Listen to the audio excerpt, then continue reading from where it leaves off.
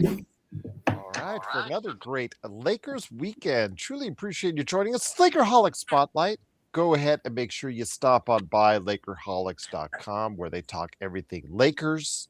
So go ahead and make sure you stop on by to the best website out there covering the Los Angeles Lakers. Once again, as JV Sweet goes upside down, is getting me dizzy at Lakerholics.com. I think Tom says the same thing. Jamie, you make me dizzy every indeed. But great to have you here. Good morning. I've got Jamie Sweet and also as well, of course, LRob right here for you guys. Truly great to have you here. Happy New Year, LRob. I know this is your first episode of the year. Welcome back, my friend. It's always great to have you part of what we're doing here, or what Jamie and Tom and Michael are doing here on the show. I'm just a fill in for now. Oh, whatever. Happy New Year. It's always great to be Year. among Lakerholics. There you go. Absolutely. It's hard right now. This is bad right now. Well, it isn't. Well, that's when we need each other during times like this. That's a good point. Well said, LRob. Well said. Well, I'm going to put it a little bit on the bright side because we're known as, when it comes to telling people like it is, sometimes we give people, give the people the harsh truth, more times than not with this team, especially as of late. The good news is that the Lakers are still 9 games above 500. Unfortunately, they did fall in the standings while they were off. They're now officially 6th place in the tie with the Houston Rockets, but technically, because of the tiebreakers, 6th place in the Western Conference. Basically a game out of the play-in, which should come as a concern to a lot of people, especially the fact that one Luka Doncic is not going to be playing tonight as the team heads into Portland for the first of a weekend back-to-back. So, A, no Luka Doncic. B, a back-to-back, as, of course, they come back for a game, I believe, against Toronto on Sunday. So, guys, I'll start it with this. Heading into this doubleheader and YYC, good morning, my friend. Great to have you here. YYC. LRob, I'll start with you. Since fresh meat onto the grinder for the Lakers this year. Your astute wisdom, as always, my friend, on what's gone wrong with the Lakers, what's gone awry, because the fingers are being pointed everywhere. And sometimes it takes a good head of clarity like yours to go ahead and point it in that right direction. Well, I mean, injuries one. You can't overlook the fact that they're missing key players and they haven't been healthy for some time. Lack of athleticism, lack of defense, and pretty much their flaws have kind of catching up to us. I think we've been better than our record indicates for a while. So, what is it? Levels finding this water's finding this level. So, I mean, we are what we kind of was thinking, maybe 5th, 6th in the West. We were, hopeful when they got off to a good start that they could, be in the top 4. But now it's trending more toward the play-in. So, but really need to get Austin back, showing his value that, he lost 8 out of 13. I don't know how many of those he's missed. It's been a lot. Lost 3 of the last 4 teams that aren't very good. So, yes, it's a tough time. This is what JJ wanted. This is what life in the NBA as a head coach is. And I'm interested to see how he handles this. Because it's one of those times where, it can go south on you fast, and if the team stops competing, then yeah. So Jamie, YYC, also very astute, as LRob just said and just pointed out. He said the main things for me are that they can't defend and can't shoot. There's a myriad of things that they can't do right now. They can't score off the bench. They can't rebound. They can't go on transition. They can't defend the transition. A myriad of things, the basics that you need to go ahead and do in order to have winning basketball. So that's where we'll start, Jamie. Again, with Admiral Akbar games, that I still go and honor you with every Thank you. time they lose to a Sacramento or a Charlotte and get creamed in doing so. Oh man. Your thoughts, my friend, on where the Lakers stand heading into this very now important doubleheader? Well, I mean, as I said last week with Michael and Tom, we're coming up at the halfway point, and so there's not mystery. If team, we generally know who the team is at this point, and I think LRob put it really, really well. We all kind of picked them to be, 4, 5, 6, 5, 6, 7, somewhere in there. I think Tom maybe had him as high as 2 or 3 because Tom, Sunnyside Tom. And that's fine. That's what a prediction is. It's hope, right? You're hoping that this will go right or that won't happen, or this bad thing is never going to come to fruition, or injuries won't plague the team. And injuries plague every single team. And I accept the injury excuse to a point, but there's also just this lack of cohesion. And that's on the star players or whoever the locker room leaders are and the coaching staff. When there's this much chaos, it's not just because Luka's a pick and roll guy and he's just reading the play. It can't be that for 48 minutes because A, Luka isn't playing for some of those minutes, and B, there's out of timeout plays. There's a lot of opportunities for the coaching staff to assert itself, and I don't really see that happening. I was thinking about this the other night. Everybody was when JJ Redick was hired. It was all about his philosophies and his ideas and what he wanted to see happen, and that's all great. But I hate to say it, but we all got ideas and we all got dreams and we all got hopes, and that's not unique, and that's not enough.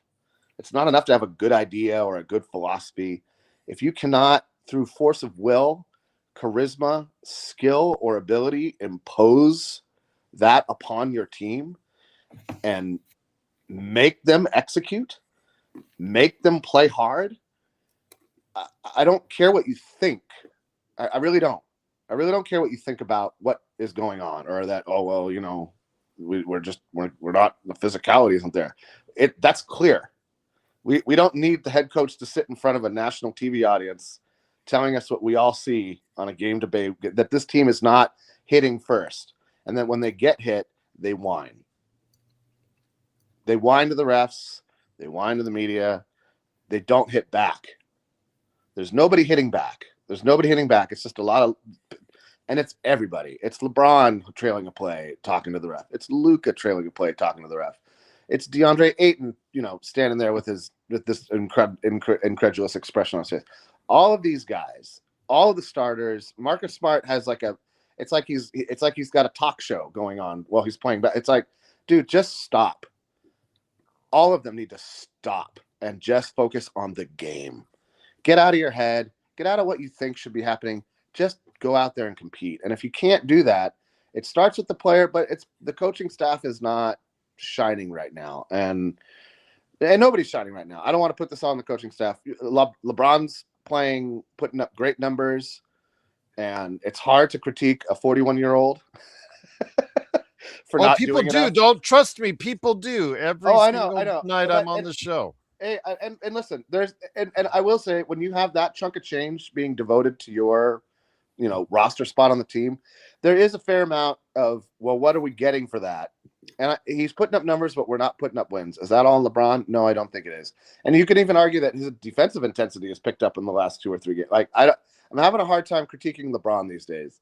I'm having a hard time watching Luka with the refs, and it's the last 2 weeks of watching this, and I would never, again, I said this last week, I'll say it for forever, I would always make the Anthony Davis trade every single time. You have to make that trade. You make that trade. But watching Luka the last 2 weeks really just not be able to focus on the game and being so much more involved in how the refs are calling the game, and this sense of like, well, I should be getting 20 free throws again. It's just not going to happen. That's just not a realistic expectation, and you got to get over it. Like, you're not going to win a title that way. Nobody whined their way to an NBA title. Not one person ever. And so the entire team has an 8-game road trip, I believe, coming up right now. It's 9 of the next 10 are on Not, the road. Thank you. 9 of the next 10 on the road. Let you know. This is appropriate. This is the time to look in the mirror and decide. You still have a chance to decide how you want your season to go. When you get back from this road trip, you'll be past the halfway point. You'll be bumping up against the trading deadline. If you want to stay a Laker, if you want to win on this team, this is your chance to prove that it's time to do that. And if you can't do that, there's a lot of guys that I think we should just move on from. So with that said, once again, it is Lakerholics Spotlight. It is LRob, Jamie Sweet, myself, Gerald Glassford. Thanks again for watching, listening on this great Lakers weekend. Don't forget tonight, after the game, which is the Lakers and the Portland Trailblazers, will be on for you, for your amusement. Of course, on the post game. Truly appreciate you joining us for that as well. Please like and subscribe. Helps out the channel immensely. So, LRob, we get back into it as far as for tonight, like JB says, 9 of the next 10 on the road, with Portland being our next individual team that we step up against. With that, though, again, a myriad of problems. As YYC pointed out, as you and Jamie and myself have pointed out, just across the board, the Lakers. I mean, if you looked at it and you just didn't look at the record, you wonder how this team, is just absolutely anywhere near 9 games above 500. Seriously, because they rank in the bottom of several statistics, not one, not two, but several statistics. And it just blows me away how bad you could be, but still be winning in NBA basketball. But LRob, I want to ask you this as we get back into it tonight, again, for first of a back-to-back, and no Luka, by the way.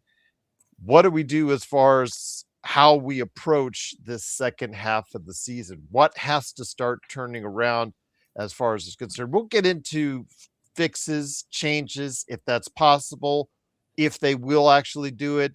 Is there a person out there that can do it? We'll get to your guys' ideas on that in a sec. But as we lean into the second half of the season, by the time this weekend is done, your thoughts on where we go from here? Yeah, I think what Jamie said is can be overlooked or understated. First, you just have to compete and focus on playing basketball. So, which game was the Sacramento game, the thing back and forth with the refs, and I mean that's defeatist. That is a defeatist attitude. Yes. Yeah, it does come from the top. So we know Luka's done a much better job of limiting himself in that area, but he seems to be falling back into that, and he's the leader. And so if he's going to do it, everybody's going to do it. But really, it's this. I don't know if it's a fix, Gerald. I don't know. I mean, the Lakers are what they are. Personnel. I mean, we know who each one of them are. I mean, the only one that probably that has some variance that maybe is Laravia. Mm-hmm. But for the most part, Marcus Smart is going to be who he is. Bad three-point shooter. He will compete on the defensive end, but he just doesn't have the lateral quickness or the movement. He's got the know-how, but the body is just slow. And so he can't get back on defense. And we're asking him probably to do some stuff that he shouldn't do. LeBron, he's 41, so he's going to put up his number offensively. But he still can't get by guys like he used to. And his defense is going to be average at best. Luka is going to give you great offense. But he, it's not built around the type of team he really needs to thrive. So then the rest of the guys are just role players. Now, the one upside possibly is when Rui gets back his sea legs back, and he's playing back at a level that we know he can play at. Then that gives you a three-point shooter. That gives you a lot more offensive punch that they've really been missing. So that's the one thing that could, barring getting other guys back like Reeves and all of that. But the rest, other than that, the team is what it is. It's going to be win a game, lose a game, win a game, lose a game. I guess the real discouraging part is you're losing the bad teams. You're not really even playing the really good teams yet, like, that's coming up. So, and then when you see a team like Denver lose their best player and they just continue to compete, give themselves a chance to win every day, that does make you take a look at it. And it's like, why are they competing? Yeah, they do have some younger players, but they're just competing. And so it's discouraging to see it. So I don't know. I just ramble. I don't know if that answers your questions, but Just fine, my friend. Just fine. that's what we're looking for. I'm looking for the same thing we've been getting, up and down, up and down. And I know that a lot of people in the chat seem to have short-term memory loss when it comes to Austin Reeves, as far as it's concerned, because Austin Reeves, guys, was part of this losing streak before he went out injured. Yeah. So at least his defense was part of this losing streak. I will not question his offense, but when Joe and I talk, and a lot of other people talk about a best suited position on a championship team, which is this is not. This is not a championship team. When he's best suited on a championship team as a guy coming off his bench, is because of the fact he has certain defensive flaws and issues. When people talk about not committing Jamie to an Austin Reeves, Luka Doncic backcourt for the next 5 seasons, it's because they have great concerns about the perimeter defense when you throw those two out there together. They're the best of bros. They're the best of friends. They're great. I wish they both shot better from distance, but they don't. But with that, they are two of the highest scoring guard tandems. They're one of the highest scoring guard tandems in the league. I cannot deny that. So with that, I obviously he has been felt a big loss on the offensive end. So I want to hear your thoughts. What getting Austin Reeves back, hopefully within the next couple of weeks, will do for this team.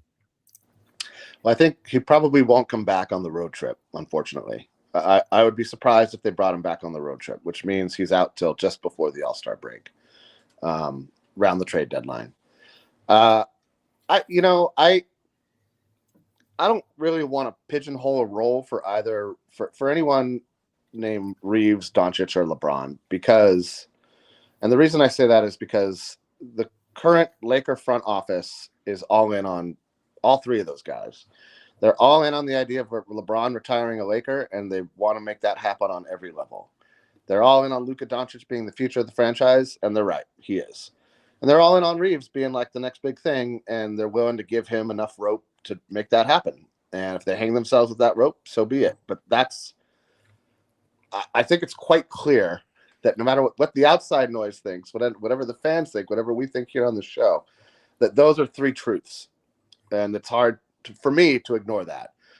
So I don't ever see them having Reeves come off the bench, no matter how much sense it makes. And I think you could point at how Dallas got to the NBA Finals as a semi-blueprint for how a Reeves-Doncic backcourt can work. But you can't have a 41-year-old LeBron James in the starting lineup. You can't have, and I like Rui, but you can't have a passive and sort of just like, well, I'm here, Rui Hachimura in the starting lineup. And you can't have a mercurial, moody center like DeAndre Ayton. You need the best version of Jackson Hayes, which is like a Derek Lively. A guy who can affect the game on both ends of the court in the paint and finish the lob plays. Because that's what Luka and Reeves do for you. And what I like about the difference between Luka and Reeves, specifically on offense, and on defense, we just don't have guys to cover for them. Or we don't play the guys with them that can cover for them. No, we don't. We don't have it. Just be honest. Okay. Our so-called high-level defenders all got roasted by names Ball, Knipple. Yeah, they all got killed. Luka and LeBron, for however much flack they deserve, Jamie, on the defensive end normally. Yeah. The Charlotte game proved they didn't have to play much in the way of defense. Okay. I know normally I will trash LeBron if he goes and slacks off, or Luka when he slacks off the defensive end. They didn't have to play much defense because the guys lighting it up for 50% from three were Knipple, were Ball, and Bridges. And those guys were being played primarily by Smart, Vando, by Laravia. Smart, and Laravia, and also a dash of Rui. Kobe Buffkin. But Kobe Buffkin played hard in his Well, 18 minutes, but didn't yeah. do much to affect the game as overall because he didn't score any points. But those other three guys, Laravia, uh, of course, Vincent too, Gabe Vincent too. They just shoot over Gabe Vincent like he's Yep. he's a miniature, and Yeah. with Vando, Knipple blew by him for an easy layup, and I'm just going, this is our high level defender. You guys Yeah. sit on here on Vando Hill and you defend him, and I'm just like, give me a break. Give me a break. Marcus Smart, the vaunted Marcus Smart Defensive Player of the Year. That ship has sailed, guys. Oh yeah. That ship has sailed. That's gone. You've got a 31-year-old player that still occasionally can play with great effort, but he is not the same after ruining his body on those fake parquet floors. So you have to understand where these guys are at overall in the NBA. The Lakers just don't have the talent. Rob went into a certain direction because he wanted to go in a certain direction going forward. And this is the team we have going into the second half of the season, unless changes are made. It's just that simple. So again, if you want the big decision, you want Austin Reeves to sign that 5-year contract, fine. That's absolutely fine. That's your opinion. That's fine. But understand there are caveats with it. If you want LeBron to go, that's and fine. But what players are we going to fill up with that cap space? What decisions are going to be made with that? That's a summer decision. We don't have we don't have the cap space now, and B, we got one pick to play with. So I don't really see. I mean, I hate to say it, but I just don't really see a needle moving move available to us in season. Well, and Reed, to top that off, okay, you said Lakers signed a guy like Buffkin and Timmy, guys that are bounced around the league. You're right. These guys are bounced around the league and they've had opportunities before. They don't keep a guy like SPJ. SPJ, I was wrong on. He has become a good player, although he's been hurt this season. Yeah, he's been hurt the whole season, I think. Yeah, he is a really good player, and has become a really good player. Jordan Goodwin, who we were all right on, and because the Lakers wanted to pay for Marcus Smart, they chose him instead. LRob, I'm coming to you with this. Jay Huff, guys, do you guys realize Jay Huff was on this roster? They had a chance to sign him to an ultra cheap contract. Look at the box score of what he did last night. 29-9. I went to that to seep in. Oh, don't forget the 2 block shots because he leads the league in block shots. Not Wembanyama because of games played. It is right now Jay Huff. Look at that. Yep. Yeah. So with that said, plus he shoots threes. So Tom would be loving it as far as Jay Huff. So I don't understand why he was never on the Jay Huff train. It just blew me away. But with that, LRob, I see a lot of mistakes that have been made as far as management. I'm going on another show here in the next couple of days, hopefully with one of our frequent chat members on the post game, Stefan, and he's going to try to sell me on Rob, and that sell job will last all 1/10 of a second because good luck, Stefan. The roster decision making that went into making this roster is just. It's just not there. It's just not there. And I don't have any faith Rob is going to be able to, once that cap space is free or in this trade deadline, make the right moves. I don't think Jonathan Kuminga is the answer. He doesn't shoot well. He doesn't focus on the defense. Why is he not playing in Golden State if he is? I understand he has athleticism, but there's reasons why he doesn't play in Golden State before all this stuff happened. So with that, Rob, do you have faith that Rob and management will turn this around and this team will be close instead of closer to mediocrity, then closer to a championship, something closer to a championship, in the not too distant future? No, not at all. It's I second that. The trade with Mark Williams. It's a lot that just seems like it looks okay. I mean, initially, Connect looked like a great draft choice. And man, I can't think of somebody who's did a bigger turnaround in a short amount of time, a young player that, I don't know what happened to him, but wow. So yeah, the picks haven't gone well. DeAndre Ayton looked like a good pickup, but now we're seeing what everybody else saw. Nice score, but doesn't really impact the game a lot. You don't really feel him in the games.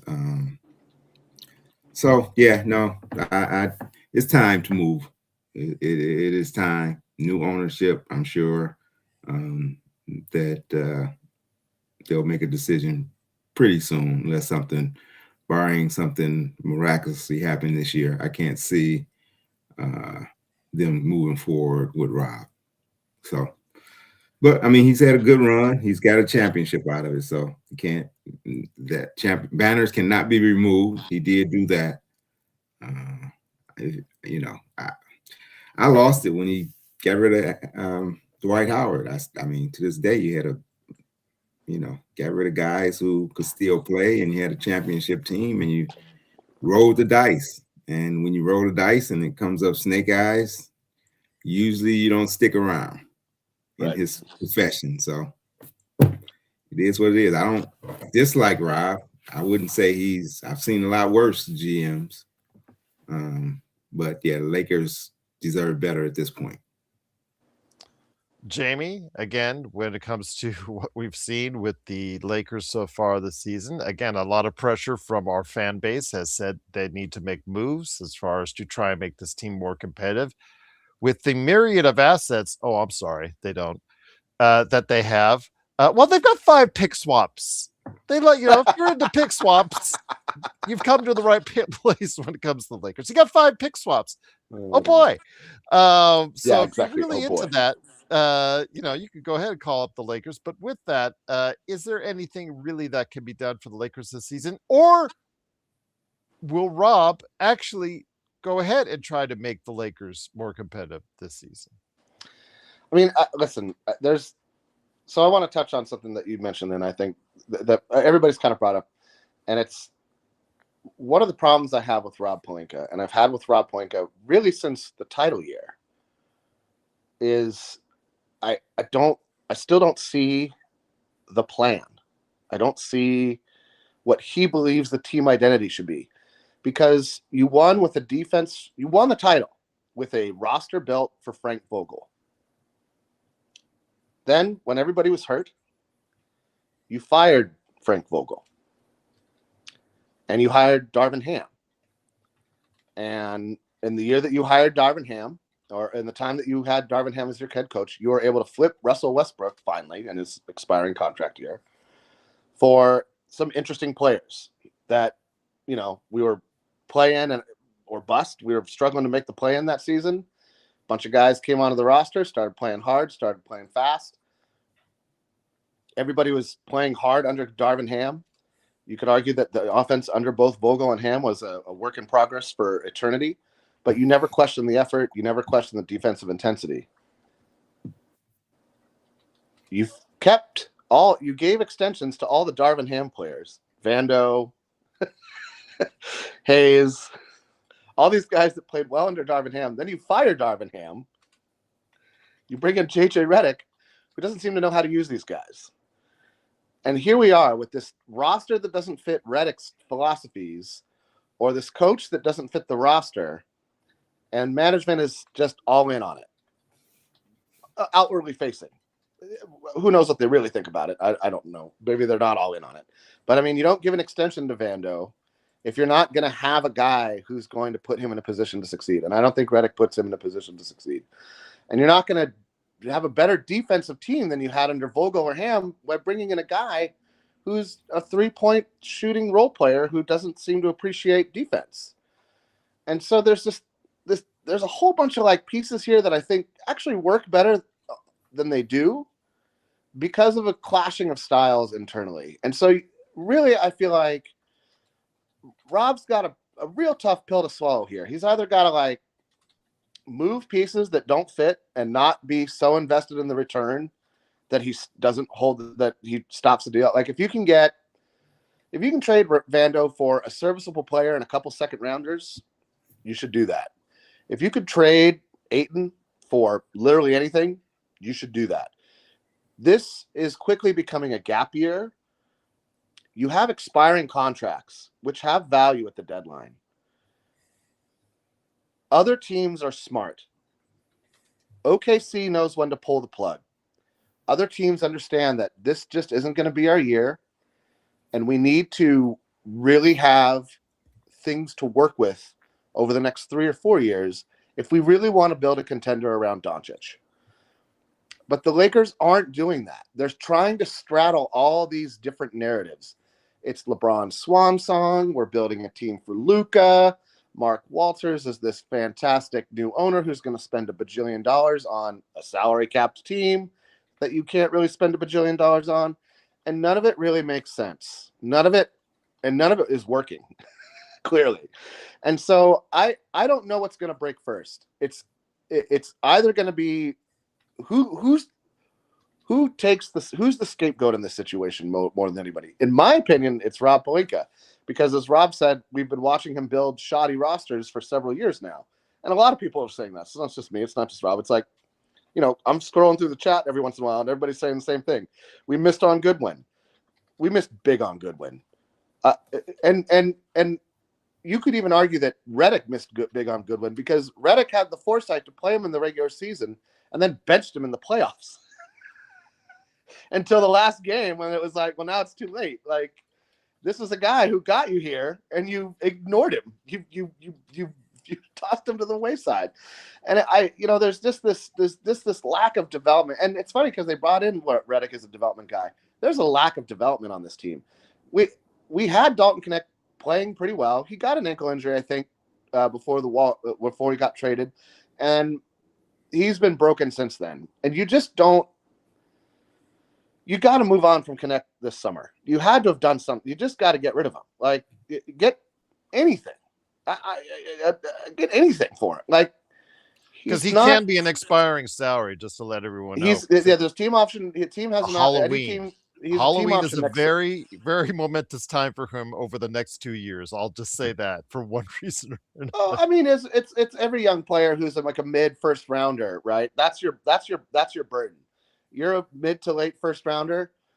You're not a top 10 guy. You're not a second rounder, so you're not going to be this like dark horse candidate. You're like good enough to go in the first round, but you're not good enough to impact winning. Unless you put a lot of time and work in on the aspects of your game you're not good at, like defense. And it's clear that Connect does not put the time and effort into his defense to impact winning on that end of the court.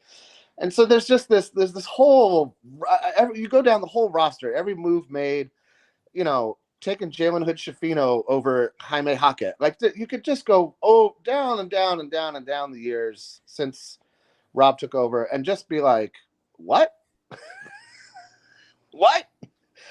And so I would like to see Rob be the one that follows, but I hate to say it. I think it's going to be Redick. I think Redick's going to be the one that gets fired. We'll get another coach, and we'll go through this whole thing again of like, there's this identity we're trying to build and this culture, and we believe in development, and we're a defense first team, and we also believe in threes and analytics, and everybody's going to say that, and it doesn't matter. Like, I don't really care what you say in your press conferences. I could care less.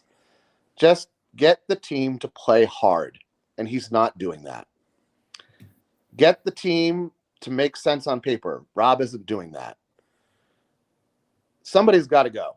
And I hate to say it, but I don't think either one's going to go until after this. It's some time in the next year. If we're a playing team, maybe Rob or Redick gets fired this summer, but I don't know. I think they're going to give everybody a shot. If LeBron leaves, I think they're going to get everybody a shot with like the new team. And that's just what I think. I kind of hate to say it though. No, you're right, T3. He doesn't give you much on the offensive end. Caruso does, but his defensive and his tenacity and defense, you can argue. I mean, you talked to OKC. Talk to OKC about what he did in their title run, and he defends anybody you want, and his offense is timely. It's not volume. Everybody loves. I don't understand this obsession with volume output, as if more is just always better. I can't. It's like, I'm only going to eat at the all-you-can-eat buffet. I'm never going to touch a salad. Like, Like, Yeah. what? And he's a smart player.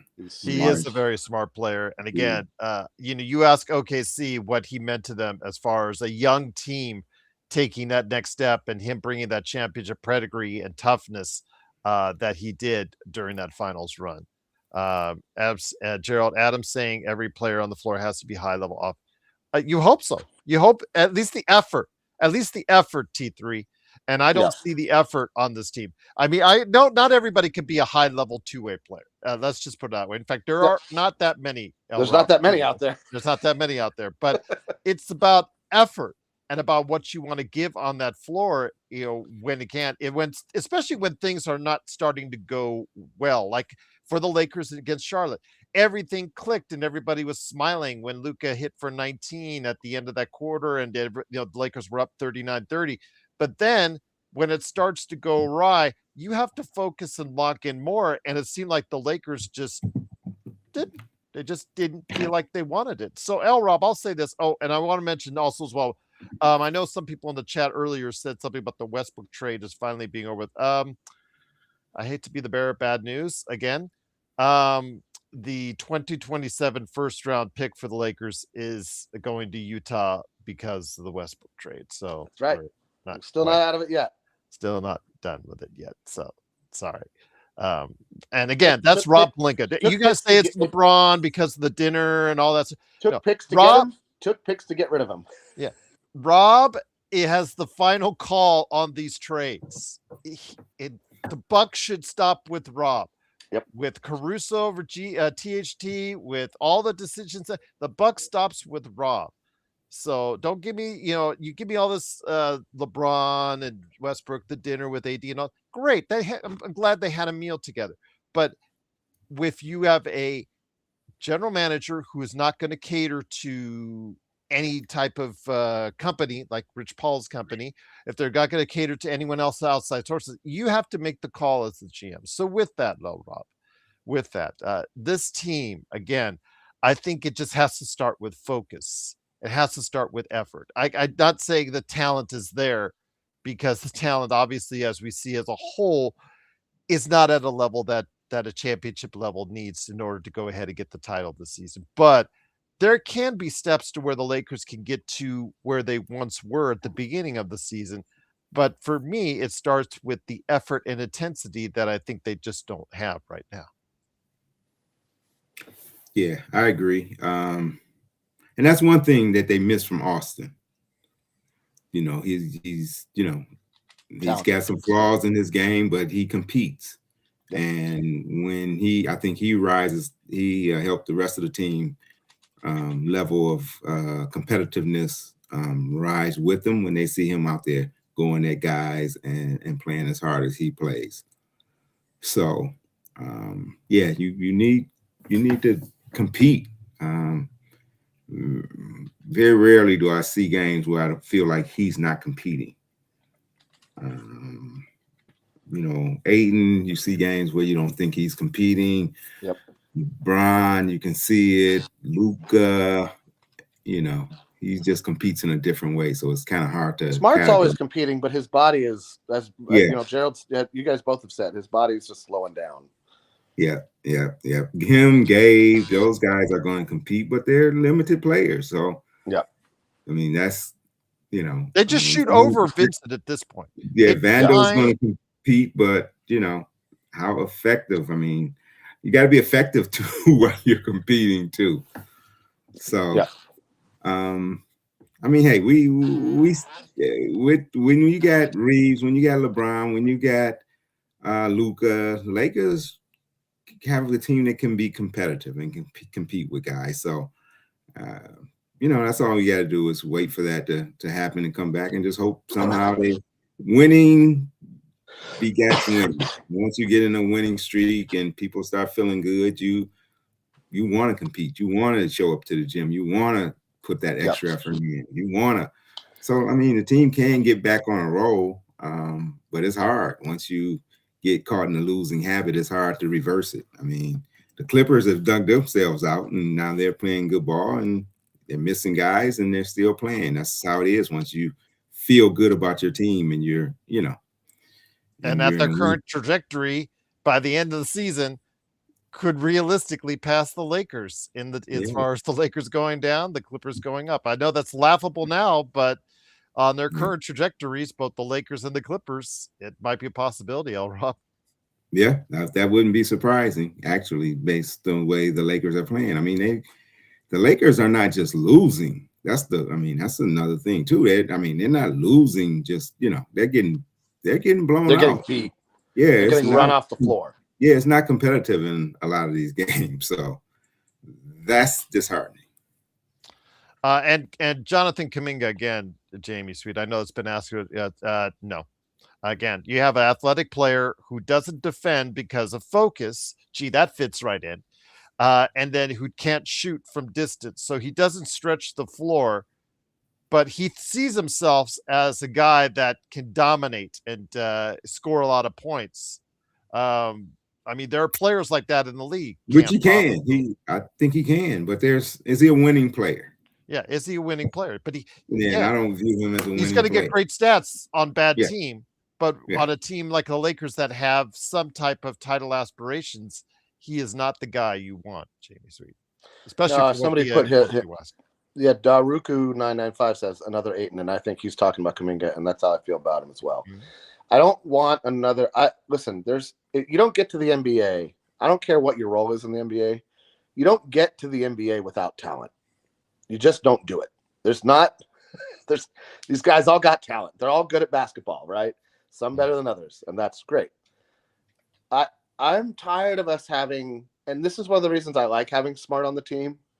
I like Smart. The idea of Smart coming off the bench in a limited role, similar to a Vando and a Vincent, 15 to 20 minutes. You can't be playing Smart 25, 30. You can't be playing. Oh, you don't want to pay him $12 to $15 million like Tom does? No. If he opts out, bye. Okay. See you later. enjoy that raise you're getting in Turkey or Israel or Turkmenistan or wherever you're going to play next. That's not in the NBA, because you're not going to get more than $8 million next season, Marcus Smart, or whatever he's making this season, $5 million. He's just not. It's just not going to happen. He is now. You're on the vet minimum train, my man, and you can either accept that or not, and that's entirely up to him. But when it comes to guys like Kuminga and Ayton, there's guys who are team guys like Caruso, right? Doesn't need to see his stat line fill up. Doesn't need to know there's going to be plays run for him or that he's going to get a double-double or hit any statistical benchmark. He just shows up and plays hard. Smart shows up and plays hard. I think he's a little more worried about his stats than Caruso is, but he just wants to win. These are the guys we need. That's the quality of character you want on the team. The talent level is going to fluctuate. But this has been the whole theme of the show. If you're competing, you're giving yourself a chance. If you try hard, you're giving yourself a chance. Your talent is going to be part of the factor, but your effort determines far more than your talent does in any sport, except maybe golf, where it's focus. You have to compete. You have to pull your head out of the referee whining and the oh, my role isn't what it's exactly supposed. Dude, just play hard. Just stop. Get out of your head. And this comes back to the coach, I think, more than anybody else. A strong force of personality rallies the team. Phil Jackson was not a brilliant X's and O's coach. He managed players, and he didn't even he wasn't the nicest guy either. He wasn't like everybody's best friend. But he got everybody on the same page, and he got everybody competing. Give me that coach. I don't know who it is. I honestly, I thought it was, to be honest, Darvin Ham is more that coach than JJ Redick is, unfortunately. And I had problems with Darvin Ham as coach. I had problems with JJ Redick coach. I really thought Frank Vogel was our best coach we've had since Phil. We fired him for no good reason. So there's just so many talent evaluations with the front office. There's so many motivational issues with the coaching staff, and there's so many I'm worried more about me than the team issues with the guys on the roster. I just don't see us being able to overcome all three of those hurdles this season. You either have to fix the front office, fix the coaches or fix the roster. And for the Lakers, I think it's going to be a lot easier to fix the coaches or fix the GM because we don't have a lot to work with to fix the roster.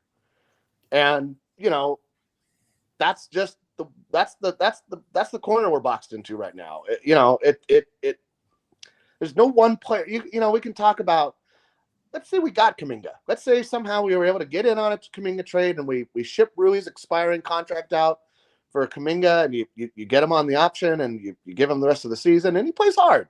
Let's say he plays hard and doesn't whine or, you know, get mopey about not putting up 27 shots a game or whatever it is that bothers him on a daily basis, which seems to be a lot.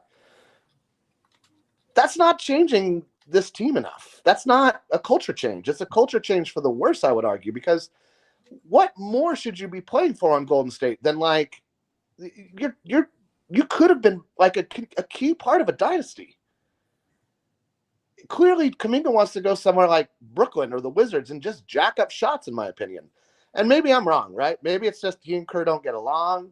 Maybe there's some sort of weird philosophical difference there that we just don't know about. But it's hard to ignore the pedigree of Steve Kerr and what Kuminga has been unable to do on that team, which is find any kind of niche whatsoever, and think that he's the answer for us. That there's a huge gap in that logic for me. I can't bridge all of those. I don't see how that works. He's again, you know, some people will point out like Lakers All Day put in there as far as how he did against the Minnesota series. No one questions when there's not players, you know, like for instance, there was no Curry.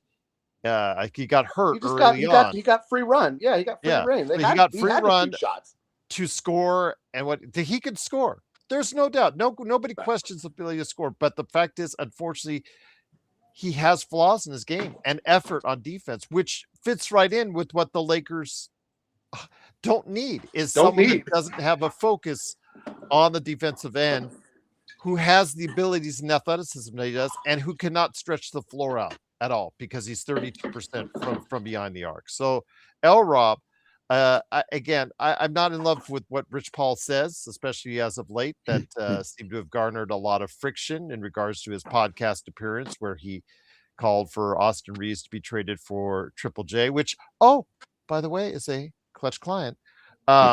Wow, what a quinky dink there. What a coincidence. But I will go back to what he said when LeBron picked up the $52.6 million option in the final year of his contract. And he did say something that does hold validity. And that was that the Lakers were on a two-way plan. And that they wanted to be competitive now, but save plenty of that beloved cap space for the future, whether it's this upcoming summer when the Lakers on draft day will have 3 first-round draft choices to trade, but that day only. And then after that for 27, possibly when Giannis, I'm not going anywhere. I'm not asking for a trade. I'm not asking for this. I'm not asking for that.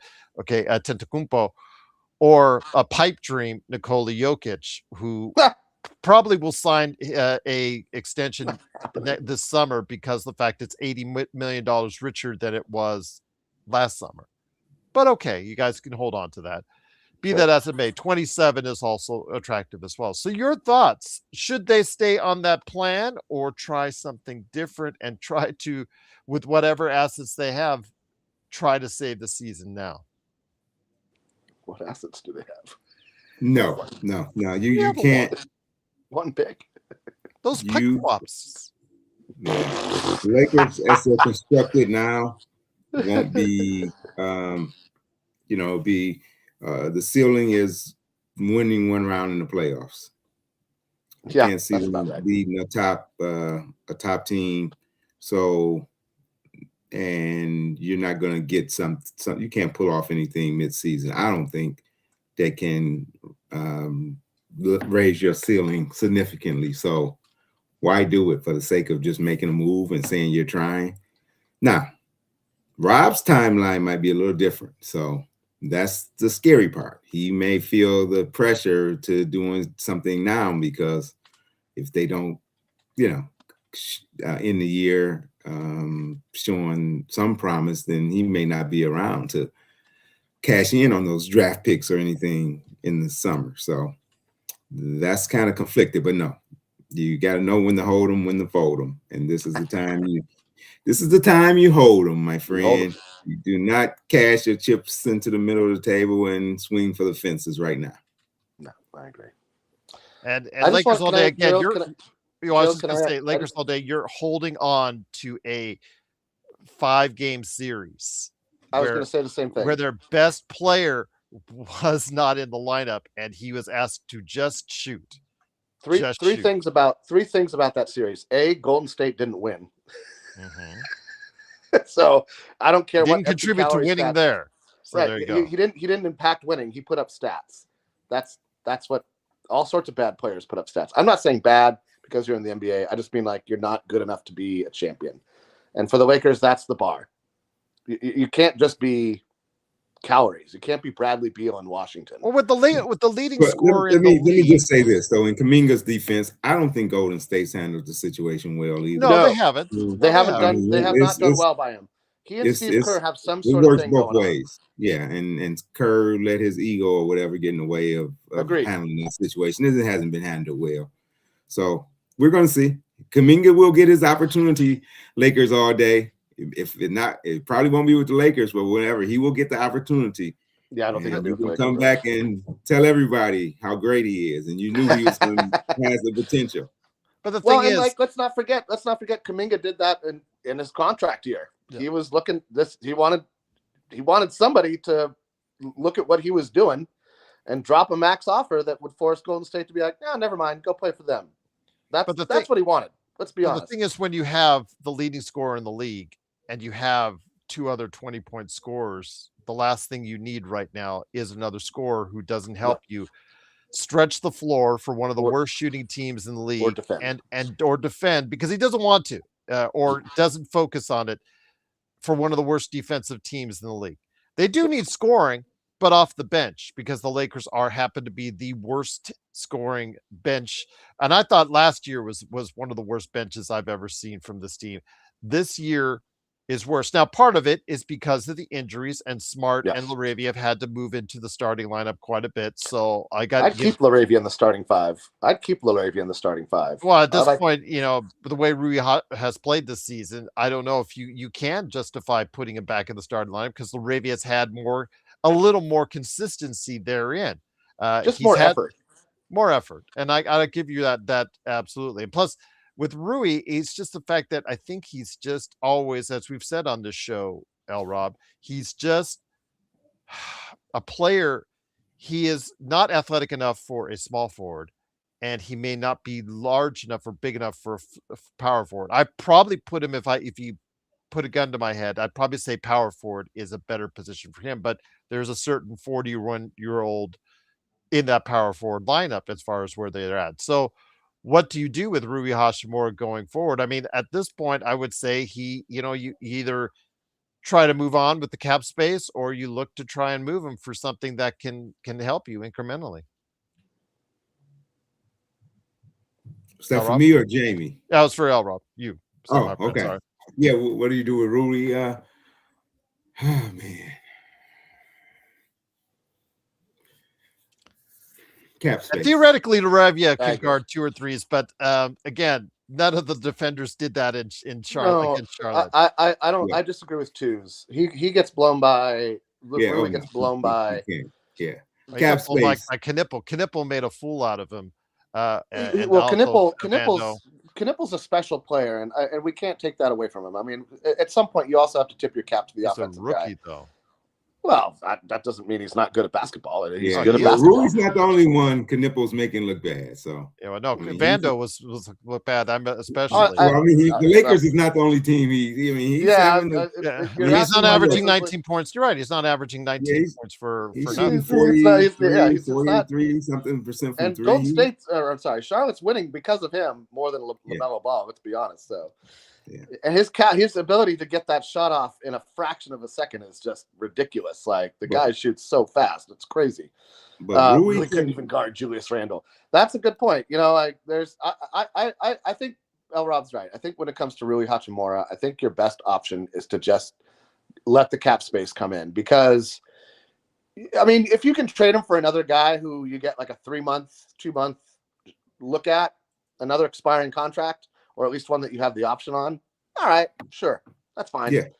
But I don't want to see another 3-4 years of, well, we got to deal with this guy, because we already got that in Vando. And look, I love Jared Vanderbilt. I don't think he and Redick are as good a fit as Kuminga and Kerr, which is to say bad.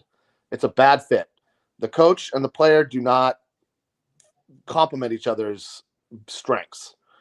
And that's just the truth of it. And this is I don't know, this is what I get, and you can take this back to roster construction. Why are you giving JJ Redick a roster that doesn't fit his philosophies? You're not putting your coach in the best chance to succeed. Why, as a coach, are you not adapting your philosophies to the roster that your GM gave you? That's bad coaching. These are the problems. We got talented guys. We got enough talent to be better than we've seen. And we saw us competing harder, for 2 months up until mid-December, early December, somewhere in there. This team didn't have a play hard issue. It had a couple of games where they got blown out, and you could see that Redick got frustrated. Come December, we either get blown out or we make shots and we blow somebody else out. But we aren't tough. We can't stay in the tough games. We can't hold on to leads in the tough games. And once we lose a lead, once the other team sees that we're just going to kind of roll over and die, they run it down our throats. And that's the pattern in December that's disconcerting, is that the lack of fire from everybody. So with that, again, I'll bring it back to you, LRob, as Jamie just hopped in and hopped out there. LRob, I want to ask you this. So with the Lakers, we're getting close to the end here, guys. So wanted to ask you this. Your final thoughts, my friend, as the Lakers head into this back-to-back with Portland and Toronto.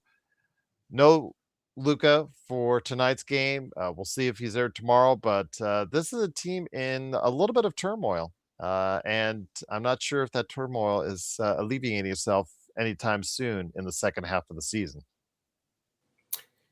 Yeah, I see a split coming. So Portland is always tough to beat up in Portland. Lakers, I'm not going to rule them out of beating Portland, because sometimes when your best player is out, other guys step up and take advantage of the opportunity. But I would expect, if I had to put money on it, I would expect the Lakers to lose tonight and bounce back and beat Toronto at home. Okay. All right. Once again, Toronto's not one of those teams with that offensive firepower, I think, that have come in and punished the Lakers. Or that raw athleticism, that speed and athleticism that we have a hard time with. That's for sure. Jamie, any last thoughts on the Lakers heading into the second half of the season before we head now? Joe Rook, it was an epic monologue, and I'm sorry the stream dropped it. And you're right, with YYC, Joe, we would need to attach a pick for that trade to go through. And I don't even know if that's enough for the Kings. And then again, Monk's under contract for 3 more seasons, so you really got to believe that he's going to be, the piece that you need. And I don't know that any of us really truly believe that. It's a modest contract. I think he tops out at 28.7, 28.9, something like that on the last year. But it's a lot of money to be given to a guy who's a streaky shooter, and it would solve our bench problems scoring wise, or our shooting guards problems if we don't somehow manage to not hold on to Reeves. It's around 20. It tops out at 21 in 21. Thank you. Yes. Yeah. But yeah, I agree with what I see. If we had a pick, that would be huge. This is going to be a weird take. I don't think we should trade any of our picks for a while. We need to get younger. We need to scout better, and we need to get younger. And I'm not talking about, hey, we found this guy on the scrap heap at the bottom of the second round. I mean, like, first round talent that comes in and is like able to impact winning. And we haven't been able to do that. Adi Theoro hasn't been able to do that. Jalen Shafino wasn't able to do that. Dalton Connect hasn't been able to do that. That's 3 misses. Adu was second. Second. Oh, the Lakers moved up twice. We moved up twice to pick them. Yes. They moved up twice in the second round of the draft, hopped over guys like Will Richard, War out of New York, and Reynal out of Sacramento, who are killing it. Yeah. Anyway, this is my point: is that we're missing on these. We're missing on the young guys, and the league is trending younger. And if we can't keep missing on young guys, so that's my take on that part. In terms of the tomorrow night and tonight, I think LRob's right. I think we lose in Portland. I think that everything about we're just a better matchup for Toronto. We match up better with Toronto than we do with Portland in every sense of the word. Toronto's just gonna, they're gonna rely on the half court a little more. Portland's gonna push it. They're gonna have a more aggressive trapping defense. They're gonna try to double the whoever's handling the ball for us tonight. I guess it's gonna be a lot of Smart and Vincent and LeBron. So we'll see some Bronny. We'll see some Nick Smith Jr. Nick Smith Jr. went off against Portland a couple months ago. So maybe he goes off again. Maybe he just loves to see Portland. And he can go off for another 20 or so, 20 something points and save the game. But, barring something like that, I don't see us winning tonight. And Luka, I'm assuming, will be back for the Toronto game. And so I think that split is probably fair. We lose tonight and win tomorrow. LRob, great to have you here, my friend. It's great to have you back. We missed you, my friend. Good to be back. Yes, always good to have you back, my friend. Such a level head. I appreciate it. Oh, wow, you're just like the fact that he's not giving you the number one sign like Laker Tom does. When he gets mad at you. Hey man, I had the audacity to suggest that Jordan Goodwin was better than Marcus Smart this season, and the numbers bear it out. So I don't know what he's so mad about. I would lean Jordan Goodwin. It's not even a question. Now, I am surprised Marcus Smart has played in as many games as he has, because early on it was looking like kind of iffy with his injuries, but I am happy on the fact that he's available because after the past 2 seasons where he wasn't available. So, contract year or a year where he has to decide whether or not he wants to become a free agent or not, it's a wait and see with Marcus Smart, but he is at least available, which is the first step. Now, consistency is, we'll see, an effort, elusive. He's trying. Yes, but stuff like that. Again, there's other issues with Marcus Smart, but at least he is on the floor, which again goes back to what you guys said earlier about the AD trade. You'd make it 10 times out of 10. 10 times out of 10. However many issues we have with Luka, however many complaints I get about Luka, however many issues about, and you guys all have a point when you do say that he's on the floor. Where is AD right now? Not on the floor. I feel bad for AD though, and I wish AD the best. I'm a big AD believer. I love AD. I wish he had been a healthier player. Any thoughts on AD, my friend LRob? Yeah, I'm the same with Jamie. I'm an AD guy as well, and I'm just thankful we got to see probably the best version of him while he was still healthy. He got us a championship. Who knows what we would have did the next year. He got hurt in that Phoenix series. But I firmly think we had a legitimate chance of beating them. But I just hope he can find some level of health moving forward when he comes back next year, I guess, at this point, or later this year. So, yeah. So I'm rooting for him probably the same way Dallas fans still root for Luka. Yep. Not equating him to Luka, but I'm just saying I root for AD. Yeah, I will always root for AD, but the facts are the facts, and he's just not on the floor right now, and Luka is. However, wouldn't trade for him. I am happy that he's not an injured Laker right now. That's right. Be good. That's right. He's okay. Yes, he's been a good rotation player. Daruko for Christie has, but again, he's a rotation player, so you don't keep the rotation player for the guy that gets you 30 plus points a game. It's just the math doesn't work, and if AD is not there to supplement that for the Dallas Mavericks, this trade has looked better and better for the Lakers. Now, is it going to lead to winning? Is it going to lead to a championship? I don't know. That's up to the individual that's making the decisions to build around Luka, and we'll see if that happens. But once again, it is the Lakerholics. Please go ahead and support Jamie Sweet, Laker Tom, Michael Heinrich, and LRob when they're there at Lakerholics.com. It's a great community, so be a part of it. LRob, great to have you back. Looking forward to when you can stop on by again. Jamie, looking forward to when you can hop on as host and hopefully not argue with Laker Tom again. It's inevitable. I mean, we just Okay. we appreciate each other's opinions, but we have very differing Do basketball you really? philosophies. Do you? Yes, I really Does he? appreciate his opinion. Do, Even when he flips me off, I don't mind. okay, Listen, that's not a. I don't know. I came from a. I'm almost as old as you guys are. I came from a time where when you give somebody a finger, you're not really appreciating their opinion. Oh, I don't know if he appreciates my opinions. I Well, appreciate there you go. his. There you go. Now, thank you for correcting said statement. Indeed. Once again, I can only speak for myself. I only ever speak for okay. myself. I'm not here to put Okay. up words in other people's mouths. I can only speak for I'll myself. speak for Laker Tom. He has nothing but love for you, Jamie. That's right. That's It right, was baby. done out of pure love. That's right. All Twice. love. Like Fred used to say. You remember Fred with the PH? Fred used to be. It's all about the love, baby. It's all about the love. All about the love, indeed. So again, please join us later tonight for the post game against Portland, and tomorrow against Toronto as well. Once again, it's the Lakers Fast Break. Truly appreciate you stopping on by. Support Lakerholics.com.